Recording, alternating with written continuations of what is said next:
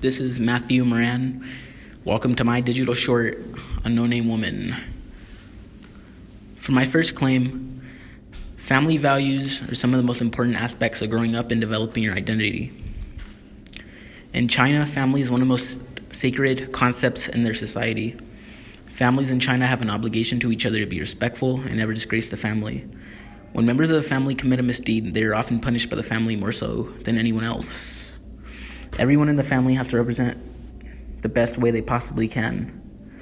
In No-Name Woman, Kingston looks back at her aunt and how she was disowned by the family as an indictment of her culture, but also looks at this with deep love and respect for her family. The picture above captures a simple family moment that emphasizes the bond that most families have. The saddest part about the picture is that the No-Name Woman would never be able to enjoy that luxury. For my second claim, it is important to look back at your family history and traditions in order to gain perspective on yourself and the very foundations you were raised on. The picture of the family above was taken over 100 years ago in China. They are wearing very traditional garb as they stand as a family for the picture. It is important to look back at these photos as a person of Chinese ethnicity can take a look at their roots and past. Kingston looks back at her family history through a research of her aunt. She can see that the family had completely ghosted her and just pretended she did not exist. She wonders if the situation could have affected her if she was born at the time. She holds no anger towards her family or the culture, as these were just the cultural norms of the time. These are practices that inhabit her life now as opposed to the Western way of life she lives. The picture represents being able to look into the past and take a critical look within yourself and your history. For my third claim, culture can be a toxic thing to hold on to when your people are hurt and tortured by that very concept. It was common practice in traditional China to bind women's feet so that they could live up to the high standards of beauty at the time. The picture above is a result of this practice. Throughout history, men have had power over women in China as the head of the household and the worker.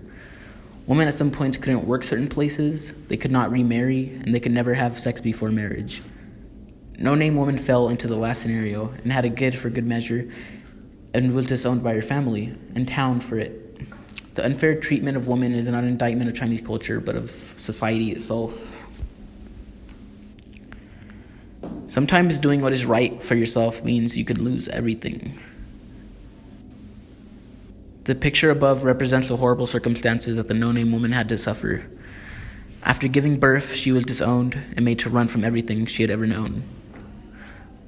Kingston ponders what could have made her choose to have a baby when she knew the consequences would be terrible. She feels maybe she could have been raped or forced to have the child. Maybe it was a blossoming romance that resulted in her having been impregnated. She could have also just wanted sex. Kingston refuses to believe the last two circumstances, as she wants to believe her aunt was not that kind of woman. Kingston likens her aunt to herself as Kingston is looking to the story despite her family's wishes. She was doing what is right for herself, regardless of her family. Her aunt sadly had everything taken away from her for doing what she thought was right for herself. And for my thesis, a person's sense of identity is built through years of experience and self-discovery.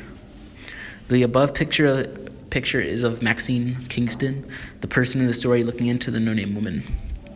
As a person of Chinese and American culture, she looks to defend her aunt for the treatment she suffered, while also taking a deep look into her Chinese heritage. While her family has disowned this woman with no name, she refuses to do so and continues to dive deep into her family history, taking a look at what it means to be Chinese in that time period.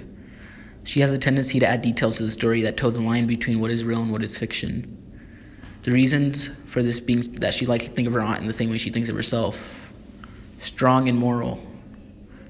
She must also tackle what it means to grow up in America and how it differs from her Chinese culture. And that concludes my digital short. Thank you.